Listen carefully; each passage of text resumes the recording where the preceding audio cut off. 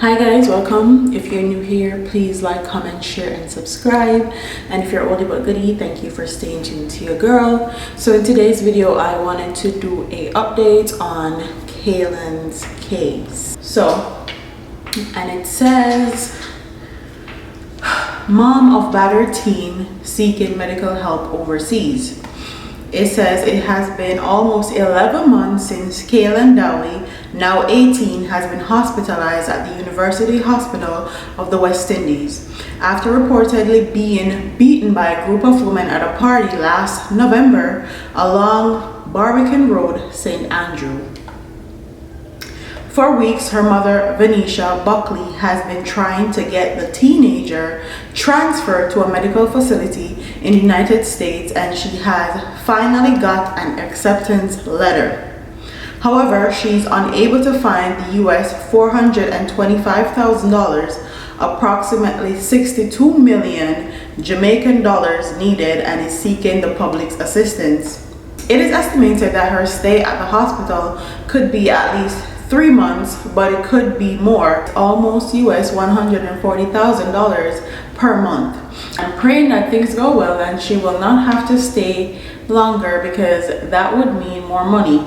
Persons have begun to donate since I made the post a couple of days ago on Instagram, and I have a bit saved up, but we are nowhere close to where we want to be, she said. Kaylan remains in intensive care and is unable to breathe without a ventilator.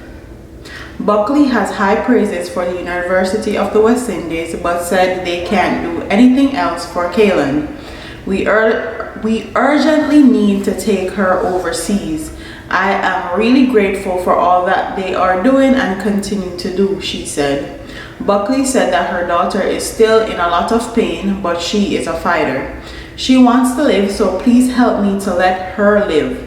The doctor had given her 1% chance of surviving, and she has gone into septic shock and had 9 cardiac arrest seizures, but she managed to survive, she said.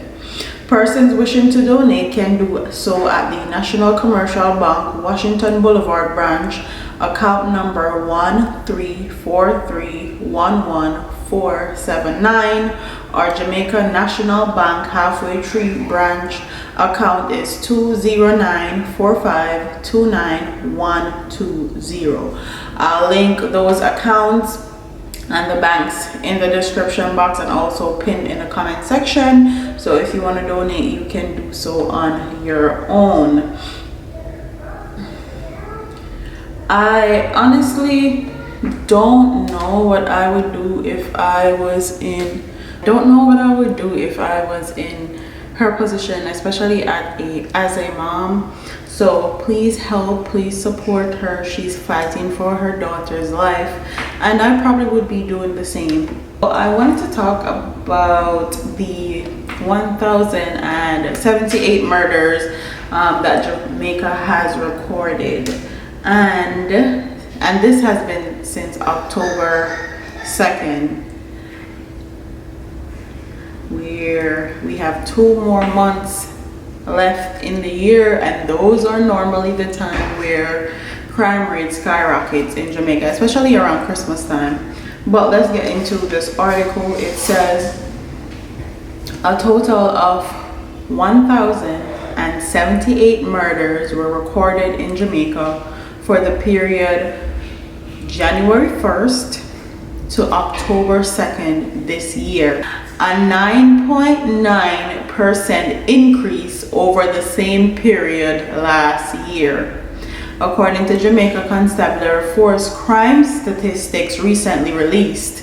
However, despite the increase in the number of murders moving to nearly 10% above the last year's figure, increasing from 981 to 1,078. The total number of serious and violent crimes committed so far this year has declined by 9.5%, the JCF said. Foolishness. That makes no sense. That makes sense still? No, it don't. But anyways, A total of 3,585 serious and violent crimes were reported up to last Saturday, when compared to 3,958 last year. A further breakdown of the figures showed that St. Andrew South Division has assumed the reign as the bloodiest police division for 2021. The statistics reveal that 129 people were killed in the division up to October 2nd. The parish of St. James followed with 117 reported homicides, while 98 people were murdered in St. Catherine South Police Division between January and October 2nd. Trelawney and Portland are tied with the least number of killings recorded this year at 12 dege in Portland and Trelawney.